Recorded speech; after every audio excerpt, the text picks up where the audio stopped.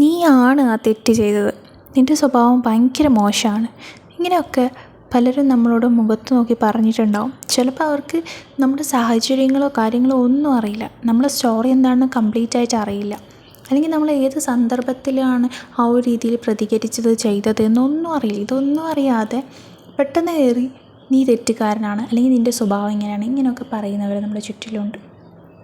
And നമ്മളോട് ഇങ്ങോട്ട് പറയുന്ന മാത്രമല്ല, നമ്മൾ അങ്ങോട്ടും പലരെയും ഇതുപോലെ ജഡ്ജ് ചെയ്യാറുണ്ട് അല്ലേ. ഇപ്പോൾ for example Big Boss show ഭയങ്കര പോപ്പുലറായി നടന്നുകൊണ്ടിരിക്കുകയാണ്. അപ്പോൾ അതിൽ എത്ര പേരെയാണ് നമ്മൾ ജഡ്ജ് ചെയ്യുന്നത്, നമ്മളവരിങ്ങനെ വിലയിരുത്തുകയാണ്. ആ ഒരു ഷോയിൽ ആ വീടിനുള്ളിൽ നടക്കുന്ന കാര്യങ്ങൾ കണ്ടിട്ട് ഓക്കെ, ആ ഷോയിൽ ഇന്നയാൾ ജയിക്കണം, ഇന്നയാൾ തോൽക്കണം എന്ന് നമുക്കവരെ വോട്ട് ചെയ്യാൻ ഒക്കെ ചെയ്യാം, അതിനുവേണ്ടി നമുക്കവരെ ജഡ്ജ് ചെയ്യാം.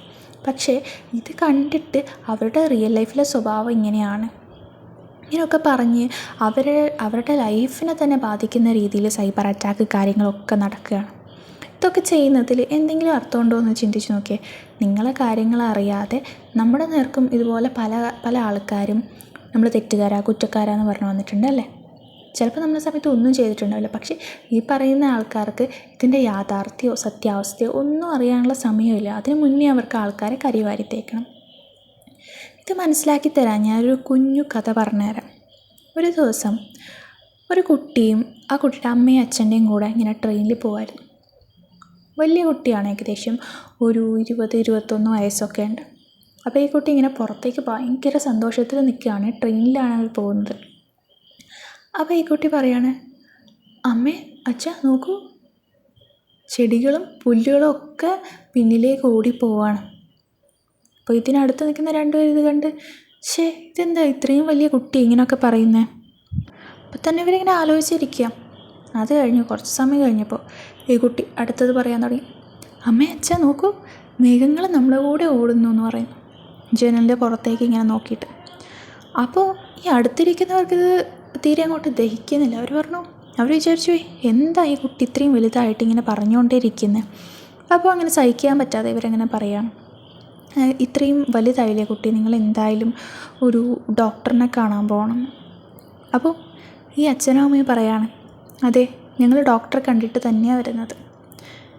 വർഷങ്ങൾക്ക് ശേഷം ചെറിയ രീതിയിലുള്ള കാഴ്ച അവന് ഇന്നാണ് കിട്ടിയത്. ആ സർജറി കഴിഞ്ഞ് റെസ്റ്റും കഴിഞ്ഞ് നമ്മൾ തിരികെ വരുന്ന വഴിയാണെന്ന്. അപ്പോൾ ഇവിടെ ഈ കുട്ടിയുടെ സാഹചര്യം എന്താണ്, അവസ്ഥ എന്താണ്, ഇതൊന്നും നമുക്കറിയില്ല. ഇതൊന്നും അറിയാതെ വെറുതെ ആ കുട്ടി പറയുന്നത് കേട്ട് നമ്മുടെ കൺമുന്നിൽ ആ സമയത്ത് എന്താണുള്ളത് അത് വെച്ച് നമ്മൾ അവരെ വിലയിരുത്തുക. ചിലപ്പോൾ ഇതിന് പിന്നിൽ ഒരുപാട് കഥകളുണ്ടാവും.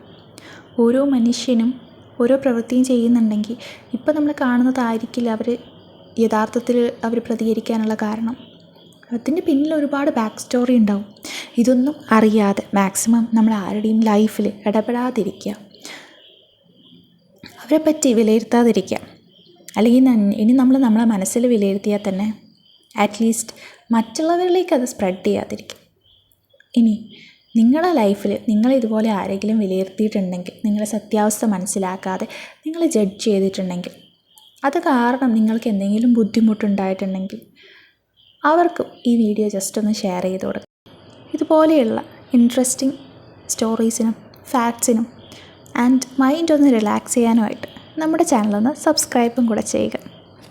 Thanks for watching.